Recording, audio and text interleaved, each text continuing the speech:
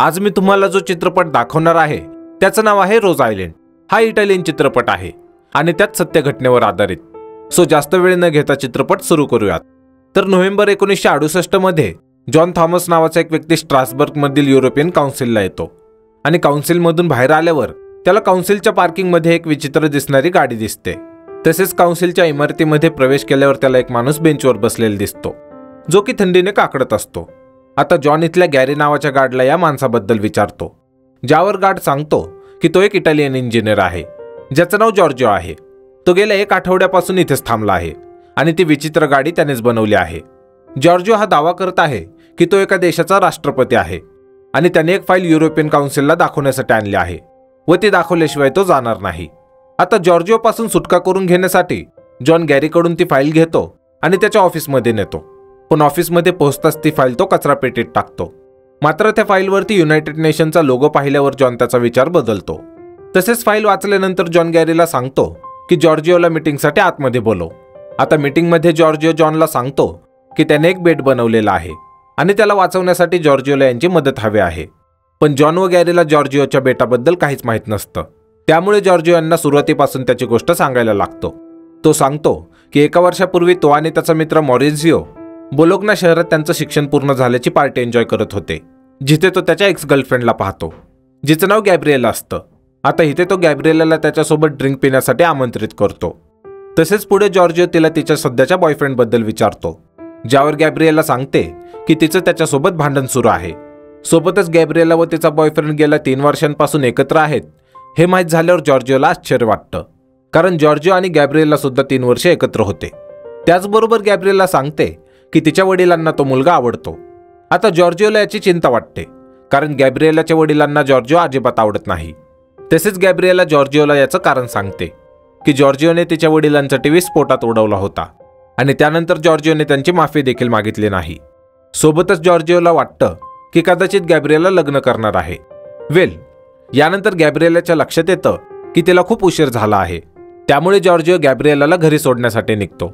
इथे जॉर्जिओ तिला त्याच गाडीत घेऊन जातो जी गाडी त्याने स्वतः बनवलेली असते, ज्यामुळे गॅब्रिएला त्याच्यावर इम्प्रेस होते। तसेच वाटेत हे एकमेकांशी खूप गप्पा मारतात, ज्यात गॅब्रिएला त्याला सांगते की तिने जॉर्जिओशी नातं यासाठी तोडलं होतं कारण की त्याच्यासोबत राहणं खूप धोकादायक आहे। आता थोड्या वेळेने वाटेत पोलिसांची गाडी थांबवतात, कारण जॉर्जिओच्या गाडीला नंबर प्लेट नसते। तसेच पोलीस जॉर्जिओला गाडीचे कागदपत्र मागतात, पण जॉर्जिओकडे ड्रायव्हिंग लायसन्स नसल्याने तो पोलिसांना फक्त त्याचा आयडी कार्ड देतो, जे पाहून गॅब्रिएला जॉर्जिओच्या बेजबाबदार वागण्यावर चिडते। तसेच पोलीस जेव्हा जॉर्जिओचं रेकॉर्ड तपासतात तेव्हा त्यांना कळतं की जॉर्जिओवरती आधीच खटला सुरू आहे, कारण त्याने बिना लायसन्सचं स्वतः बनवलेलं विमान चालवलं होतं। आता एक पोलीस ऑफिसर जेव्हा जॉर्जिओची कार जप्त करायला लागतो तेव्हा जॉर्जिओ त्याच्यावर ओरडायला लागतो, ज्यामुळे पोलीस जॉर्जिओला अटक करतात आणि त्याला रात्रभर तुरुंगात राहावं लागतं। आता दुसऱ्या दिवशी सकाळी जॉर्जिओचे वडील, ज्यांचं नाव उलिस रोजा असतं, ते जॉर्जिओला जामिनावर सोडवतात। खरं तर जॉर्जिओच्या वडिलांची इच्छा असते की जॉर्जिओने सामान्यपणे राहावं। तसेच ते एका प्रसिद्ध मोटरबाईक रेसरकडे जॉर्जिओसाठी इंजिनियरची नोकरी शोधतात, जे की जॉर्जिओला अजिबात आवडत नाही, पण नाईलाजाने तो त्याच्या वडिलांचे आभार मानतो। आता पुढच्या सीनमध्ये दाखवतात की जॉर्जिओ एका कॉलेजच्या वर्गात जातो, जिथे गॅब्रिएला शिक्षिका म्हणून काम करत असते आणि आता ती तिच्या विद्यार्थ्यांना निसर्गाच्या नियमांबद्दल सांगत असते। पण गॅब्रिएला जेव्हा जॉर्जिओला त्याच्या वर्गात पाहते तेव्हा ती क्लास बंद करून जॉर्जिओला एकट्यात बोलण्यासाठी घेऊन जाते, जिथे ती जॉर्जिओला म्हणते की त्याच्यामुळे तिला नोकरीपासून हात धुवावे लागतील, ज्यावर जॉर्जिओ तिची माफी मागतो आणि त्याने तिच्यासोबत गाडीत घालवलेल्या क्षणांबद्दल बोलू लागतो। आता गॅब्रिएला सांगते की तो कोणी कौशल्यवान व्यक्ती नाहीये, त्याने केलेले शोध नेहमीच लोकांना अडचणीत टाकतात आणि जर तुला जगाच्या नियमांचा त्रास होत असेल तर तू स्वतःचं एक जग बनव। आता 3 महिन्यानंतर दाखवतात की जॉर्जिओसाठी त्याच्या वडिलांनी जी मोटरबाईक रेसरकडे इंजिनियरची नोकरी शोधली होती तिथे जॉर्जिओ नोकरीला लागतो। खरं तर हे काम जॉर्जिओला आवडत नसतं, कारण हे काम त्याच्या युक्तीला कोणतंही आव्हान देत नसतं। असो, इथे दाखवतात की रेस ट्रॅकवर जॉर्जिओ त्याच्या हातात एक पाटी पकडून थांबतो, ज्यात लिहिलेलं असतं की त्याच्या रेसरने रेसची रणनीती बदलायची आहे। पण इथेच जॉर्जिओचं लक्ष तिथे असलेल्या बोर्डवरील जाहिरातीवर जातं, ज्यामध्ये समुद्रातील ऑइल रिफायनरी दाखवलेली असते। आता यामुळे जॉर्जिओला एक नवीन आयडिया येते, पण जॉर्जिओचं लक्ष दुसरीकडे असल्यामुळे त्याच्या रेसरला ट्रॅकवरील निशाणी दिसण्यात अडचण येते आणि तो चालू रेसमध्ये बिचकल्यामुळे त्याचा ॲक्सिडेंट होतो, ज्यामुळे तो रागवून जॉर्जिओच्या चेहऱ्यावर हेल्मेट मारतो आता काही वेळाने जॉर्जिओ मॉरिझिओला भेटायला जातो. मॉरिझिओ हा जॉर्जिओचा खूप जवळचा मित्र असतो, जो की यावेळी त्याच्या वडिलांना सांगत असतो की कसे कंपनीचे कामगार कंपनीचे पैसे लुटत आहेत, पण खरं तर पैसे स्वतःच मॉरिझिओ चोरत असतो. वेल, इथे जॉर्जिओ मॉरिझिओला भेटतो आणि त्याला सांगतो की त्याला स्वतःचं बेड बनवायचं आहे, पण नैसर्गिक बेड बनवणं अशक्य आहे, म्हणून हे ऑइल रिफायनरीच्या डिझाईनप्रमाणे लोखंडाचं बेड बनवू शकतात. तसेच जॉर्जिओ सांगतो की ते आंतरराष्ट्रीय समुद्रात देखील प्रवेश करू शकतात, तेही कोणाच्या परवानगीशिवाय. आता आपल्या वडिलांसोबत काम करून कंटाळलेला मॉरिझिओ जॉर्जिओ सोबत सामील होण्यास तयार होतो आणि नंतर यांना कळतं की बेड बनवण्यासाठी समुद्रात ऑइल रिफायनरीप्रमाणे 30 कॉन्क्रीटचे खांब बांधावे लागतील व हे काम करून घेण्यासाठी लागणाऱ्या लोकांना यांना खूप पैसे द्यावे लागतील. सोबतच सर्व सामान समुद्रात नेण्यासाठी जहाजाची गरज भासेल. पण यावेळी जॉर्जिओला एक युक्ती सुचते. तो मॉरिझिओला बाथटबमध्ये दाखवतो की जर स्टीलचा पाईप आतून पोकळ केला तर तो पाण्यावर तरंगतो आणि या स्टीलच्या पोकळ पाईप्सला हे सहज समुद्रात घेऊन जाऊ शकतात व त्यांना पाण्याने भरून पुन्हा बुडवू शकतात. आता काही दिवसानंतर मॉरिझिओच्या वडिलांकडून चोरलेल्या पैशांनी हे बेड बनवायचं काम सुरू करतात. तसेच या दरम्यान चित्रपटाच्या पहिल्या सीनमध्ये दाखवलेल्या युरोपियन काउन्सिलमध्ये दाखवतात की इथे आणखी काउन्सिल मेंबर येतात आणि जॉर्जिओची गोष्ट खूप लक्षपूर्वक ऐकायला लागतात. इथे काउन्सिल मेंबर या गोष्टीने खूप गोंधळात पडतात की या दोघांनी समुद्रात मोठे स्टीलचे पाईप्स नेले व त्यांना एकमेकांना जोडून त्यावर यांनी समतल जागा बनवली आणि हे करत असताना कोणाचं यांच्यावर लक्ष गेलं नाही. याचं काउन्सिल मेंबर्सना खूप आश्चर्य वाटतं. वेल, आता जॉर्जिओ पुन्हा त्याची गोष्ट सांगायला सुरुवात करतो. तो सांगतो की बेड बनवल्यानंतर तिथे पिण्याच्या पाण्याची गरज भागवण्यासाठी यांनी तिथे समुद्राखाली ड्रिलिंग करायला सुरू केली, पण ड्रिलिंगसाठी बनवलेला ड्रिल टॉवर कोस्टगार्डच्या नजरेत आला आणि कोस्टगार्डला वाटलं की हा ड्रिल टॉवरचा एक अँटेना आहे जो सिग्नल पाठवण्यासाठी वापरला जात आहे, जे की बेकायदेशीर आहे. पण जॉर्जिओ कोस्टगार्डला सांगतो की हा अँटेना नाही, हा ड्रिल टॉवर आहे आणि तो पाणी काढण्यासाठी ड्रिलिंग करत आहे. त्यामुळे कोस्टगार्ड इथून निघून जातात. तसेच काही दिवसांनी जेव्हा बेटाचा मंच तयार होतो तेव्हा मॉरिझिओ कामगारांना घेऊन परत निघून जातो, पण जॉर्जिओ मात्र बेटावर राहण्याचा निर्णय घेतो. पण रात्री अचानक समुद्रात पाऊस पडायला लागतो आणि हा पाऊस पुढे जोरदार वादळात बदलतो, ज्याच्या वाऱ्यामुळे जॉर्जिओची छत्री उडून जाते. आता याच वादळाच्या वेळी जॉर्जिओच्या बेटावर एक बोट येते, ज्यात पीटर नावाचा एक व्यक्ती असतो, जो की पुढे जॉर्जिओच्या या बेटाचा पहिला रहिवासी बनतो. त्याचबरोबर प्रेझेंट सीनमध्ये दाखवतात की जॉर्जिओची जॉन थॉमस सोबतची छोटी मीटिंग आता खूप मोठी मीटिंग बनली आहे, ज्यामध्ये संपूर्ण युरोपियन काउन्सिल समाविष्ट असतो. इथे काउन्सिलचा सेक्रेटरी जॉर्जिओच्या बेटावर राहणाऱ्या रहिवाशांची मंत्र्यांसोबत ओळख करून देतो आणि पीटरबद्दल सांगितल्यानंतर सेक्रेटरी वुल्फगँग रुडी न्यूमन यांच्याबद्दल सांगायला सुरुवात करतो, जो की जॉर्जिओच्या बेटावर मॅनेजर असतो. तसेच त्याने इटलीमध्ये बेकायदेशीर प्रवेश केलेला असतो, ज्याच्याकडे इटलीची नागरिकता नसते आणि तो कोणत्याही देशाचा रहिवासी नसतो. वेल, आता रुडी एका क्लबमध्ये काम करत असतो आणि जेव्हा तो बातम्यांमध्ये पाहतो की जॉर्जिओ आणि मॉरिझिओने एक बेट बनवला आहे, तेव्हा तो या दोघांना भेटायला येतो आणि यांच्याकडून त्यांच्या नवीन बेटाची माहिती करून घेतल्यानंतर तो यांच्या बेटाचा मॅनेजर बनण्यास तयार होतो. तसेच पुढे तो या बेटाचा एक पर्यटन स्थळ म्हणून प्रचार करायला सुरुवात करतो. आता यामुळे सर्व युरोपमध्ये या बेटाची बातमी पोहोचते आणि युरोपमधून या जागेवर लोक पार्टी करण्यासाठी येऊ लागतात. तसेच ही वेळ या बेटासाठी अगदी बरोबर वेळ असते, कारण 1968 मध्ये यावेळी फ्रान्समध्ये दंगे सुरू असतात आणि लोक तिथून दूर जाण्यासाठी या बेटावर यायला लागतात. वेल, पुढे दाखवतात की रुडी जॉर्जिओला इस्पेरंतो भाषेबद्दल सांगतो, जी भाषा हे यांच्या बेटासाठी निवडतात. तसेच या जागेचं नाव हे स्टील आयलंड बदलून त्याऐवजी रोज आयलंड ठेवतात. आता मॉरिझिओला ही गोष्ट आवडत नाही, कारण त्याला याबद्दल काहीच माहीत नसतं. असो, आता पुढे काही दिवसांनी हे बेट खूप प्रसिद्ध होतं आणि सर्वांच्या चर्चेचा विषय बनतं. त्याचबरोबर एक फ्रेंका नावाची मुलगी असते, तिला देखील या बेटाबद्दल माहीत होतं. प्रत्यक्षात फ्रेंका आता प्रेग्नेंट असते आणि तिला तिच्या होणाऱ्या बाळाचा वडील कोण आहे हे माहीत नसतं, ज्यामुळे ती जॉर्जिओच्या बेटावर येते आणि इथे बारटेंडरचं काम मागते. तसेच जॉर्जिओ आणि त्याचे साथीदार फ्रेंडाला हे काम देऊन टाकतात, ज्यामुळे फ्रेंडा खूप आनंदित होते, कारण तिला माहीत आहे की तिचं होणारं मूल या बेटावरील नागरिक असेल. यानंतर आपण पाहतो की गॅब्रिएला जॉर्जिओला भेटायला येते, पण गॅब्रिएलाला इथे पाहून जॉर्जिओ चकित होतो. तसेच इथे गॅब्रिएलाला हे बेट पाहून एवढं काही खास वाटत नाही आणि तिला वाटतं की हा फक्त एक डिस्को आहे. खरं तर गॅब्रिएला जॉर्जिओला हे सांगण्यासाठी आलेली असते की ती लग्न करत आहे. त्याचबरोबर संध्याकाळी दाखवतात की रुडी व मॉरिझिओ एकमेकांशी भांडत असतात, कारण रुडीची इच्छा असते की या बेटावर वॉटर स्कीइंगची स्पर्धा सुरू करायला हवी आणि मॉरिझिओची इच्छा असते की इथे जुगारीची स्पर्धा भरवायला हवी. पण गॅब्रिएला जॉर्जिओला म्हणाली होती की हे बेट कमी आणि डिस्को जास्त वाटत आहे. हे जॉर्जिओला आवडलेलं नसतं, त्यामुळे तो त्याच्या साथीदारांना सांगतो की त्यांच्या बेटाला आता एका देशाची मान्यता मिळायला हवी, कारण त्यांच्याकडे स्वतःची मुद्रा आहे, स्टॅम्प आहे, पोस्टल सर्व्हिस आहे आणि स्वतःची भाषा सुद्धा. पण यांच्याकडे एक गोष्ट नाहीये आणि ती म्हणजे सरकार. आता इथे जॉर्जिओ स्वतःला राष्ट्रपती घोषित करतो, फ्रँकाला अर्थमंत्री, पीटरला संरक्षण मंत्री आणि रोडीला देशाचा सेक्रेटरी बनवतो. सोबतच शेवटी मॉरिझिओ सर्व आर्थिक प्रकरण पाहिल. तसेच पुढे हे देशाची मान्यता मिळवण्यासाठी युनायटेड नेशनला एक पत्र लिहितात, ज्यामुळे युनायटेड नेशन इटालियन सरकारला हे कळवतात आणि इटालियन सरकार त्या बेटावर 2 स्पेशल एजंट पाठवतात. तसेच पुढे दाखवतात की एके दिवशी इटालियन सरकारची एक मीटिंग चाललेली असते, ज्यात इटालियन सरकारचे मंत्री फॉस्को रेस्टिओ प्राईम मिनिस्टर जिओवानी लिओनला सांगतात की 2 दिवसांपूर्वी युनायटेड नेशनच्या सेक्रेटरी जनरलने त्यांना या बेटाबद्दल माहिती दिली होती.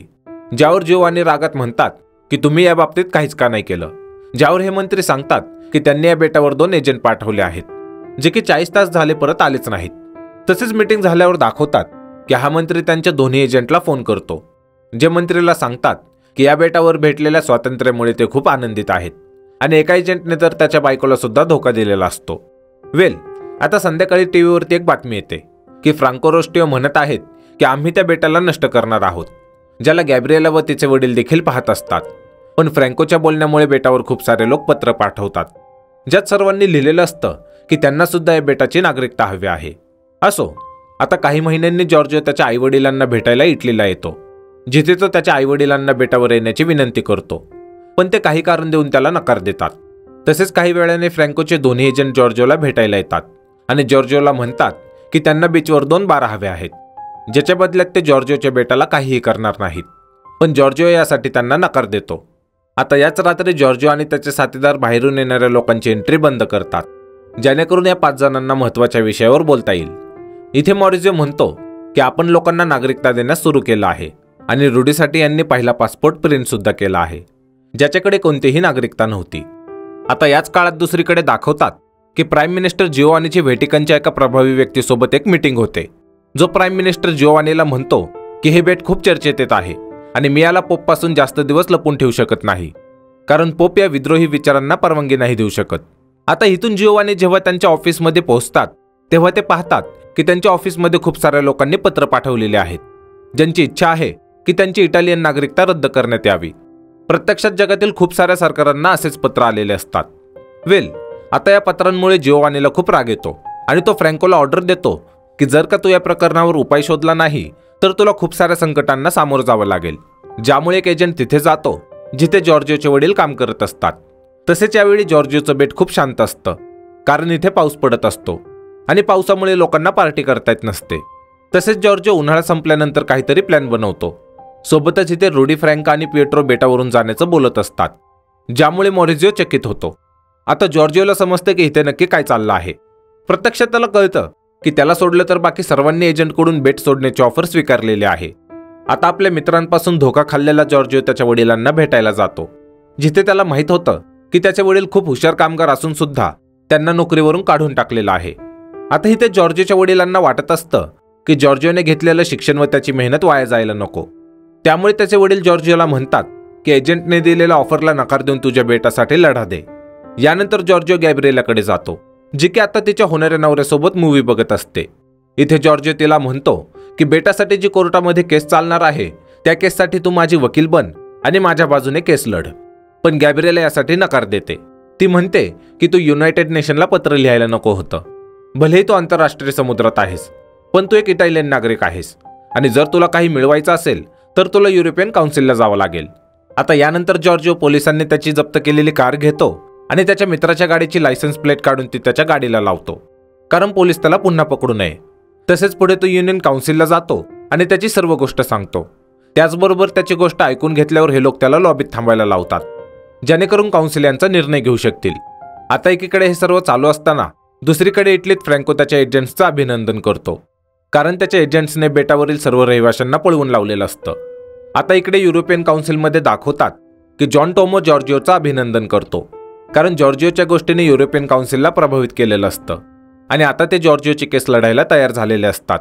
तेव्हाच युरोपियन काउन्सिलच्या लॉबीत इटालियन मंत्री फ्रँकोचा फोन येतो आणि तो जॉर्जिओशी बोलण्याची मागणी करतो. तसेच फोनवर जॉर्जिओ फ्रँकोला सांगतो की युरोपियन काउन्सिलने त्याच्या केसची चौकशी करण्याची मंजुरी दिली आहे जे ऐकून मंत्री फ्रँको खूप निराश होतो. त्याचबरोबर तो जॉर्जिओला धमकी देतो की तो इटालियन सैन्याचा वापर करून जॉर्जिओचे बेट उडवून टाकेल. आता बेटावर येणारं संकट पाहून जॉर्जिओ पुन्हा इटलीला येतो, जेणेकरून तो त्याचं बेट वाचवू शकेल. तसेच दुसरीकडे आपण पाहतो की गॅब्रिएला जेव्हा तिच्या लग्नाची शॉपिंग करत असते तेव्हा तिथे तिला बेटाच्या आकाराचं एक खेळणं दिसतं, जे पाहून तिच्या मनात तिला लग्न न करण्याचा विचार येतो. तसेच पुढे ती जॉर्जिओला भेटते आणि हे दोघे तिथून रोज आयलंडला जातात. आता बेटावर पोहोचल्यावर गॅब्रिएला जॉर्जिओला विचारते की त्याने हे बेट तिच्यासाठी बनवलं होतं का. तसेच ती इथे जॉर्जिओला किस करते. आता दुसऱ्या दिवशी सकाळी हे दोघे पाहतात की इटालियन युद्धनौका यांचं बेट उडवण्यासाठी बेटाजवळ आलेले आहेत. प्रत्यक्षात प्राईम मिनिस्टर जिओवानीने फ्रँकोला सांगितलं होतं की काहीही करून त्यांना जॉर्जिओच्या बेटावर उपाय शोधायचा आहे आणि फ्रँकोने हा उपाय शोधलेला असतो की ते जॉर्जिओचं बेट उडवून टाकणार. आता पुढच्या सीनमध्ये दाखवतात की इटलीमध्ये समुद्राच्या किनारी खूप साऱ्या लोकांची गर्दी झालेली असते आणि हे लोक बेटावर होणारा स्फोट पाहायला जमा झालेले असतात. तसेच आता रुडी इकडे एजंटसोबतच्या डीलवाल्या कागदपत्रांवर सही करणार असतो. पण जेव्हा त्याला माहीत होतं की जॉर्जिओचं बेट उडवणार आहेत तेव्हा तो मॉरिझिओकडे जातो आणि त्याला म्हणतो की माझ्यासोबत बेट वाचवण्यासाठी चल. आता इथे मॉरिझिओला वाटतं की युद्धाचा जहाज समुद्रात असल्यामुळे हे लोक बोटीने बेटावर जाऊ शकणार नाहीत आणि तेव्हाच रुडीला एक युक्ती सुचते. ती अशी की हे पाण्यात एक मोटरस्की कॉम्पिटिशन भरवतात आणि यात फ्रँका आणि पीटर सुद्धा भाग घेतात, कारण की यांना बेटावर जाता यावं. प्रत्यक्षात यांना वाटत असतं की युद्धाचं जहाज फक्त यांना घाबरवण्यासाठी पाठवलेलं आहे. असो, आता बेटावर पोहोचल्यावर जॉर्जिओ आणि त्याचे साथीदार बेटावर एकमेकांचे हात पकडून उभे राहतात. पण इतक्यात युद्धाच्या जहाजातून नौसेना प्रमुख यांच्यावर तोफगोळे सोडण्याचे आदेश देतो, जी की जॉर्जिओसाठी एक चेतावणी असते. पण एवढं होऊन सुद्धा हे सर्व पुन्हा एकमेकांच्या हात पकडून उभे राहतात. आता तोफेचा दुसरा गोळा बेटाच्या खूप जवळ येऊन पडतो, पण तरी सुद्धा जॉर्जिओ आणि त्याचे साथीदार जागेवरून हलत नाहीत, ज्यामुळे नौसेनेचे प्रमुख त्यांच्या सैन्याला बेटावर पाठवतात आणि जॉर्जिओ सोबत सर्वांना अटक करून घेतात. आता पुढे दाखवतात की प्राईम मिनिस्टर जिओवानी व फ्रँकोला बातम्यांमध्ये हिरोच्या रूपात दाखवलं जातं आणि इकडे युरोपियन काउन्सिलच्या सेक्रेटरीची इच्छा नसताना देखील त्यांना जॉर्जिओची फाईल कचऱ्यात टाकावी लागते. तसेच दुसरीकडे दाखवतात की जॉर्जिओ आणि त्याच्या साथीदारांना युद्धनौकेवर आणल्यानंतर त्यांच्या बेटाला स्फोट लावून उडवून टाकण्यात येतं आणि यानंतर जॉर्जिओ गॅब्रिएलाला तिच्या वडिलांचा टीव्ही फोडल्याबद्दल माफी मागतो. पण गॅब्रिएला त्याला म्हणते की त्या गोष्टीने काही फरक पडत नाही. फरक याने पडतो की आता बेट राहिलं नाही आणि तरी तू जग बदलून टाकलंस. त्याचबरोबर पुढे दाखवतात की युरोपियन काउन्सिलला ही केस बंद करता येत नाही आणि अशी समस्या पुन्हा येऊ नये यासाठी सर्व जगात युनायटेड नेशन आंतरराष्ट्रीय समुद्राच्या सीमा 6 नॉटिकल मैलहून 12 नॉटिकल मैल करतात. तसेच त्या दिवसापासून आजपर्यंत इटलीने कधीच कोणत्या देशावर हल्ला केला नाही. आणि राहिलं जॉर्जिओ व गॅब्रिएलाचं, तर ते पुढे लग्न करतात व दोघे त्यांचं सर्व जीवन एकत्र घालवतात आणि अशा प्रकारे एका खऱ्या गोष्टीचा अंत होतो व हा चित्रपट इथेच संपतो.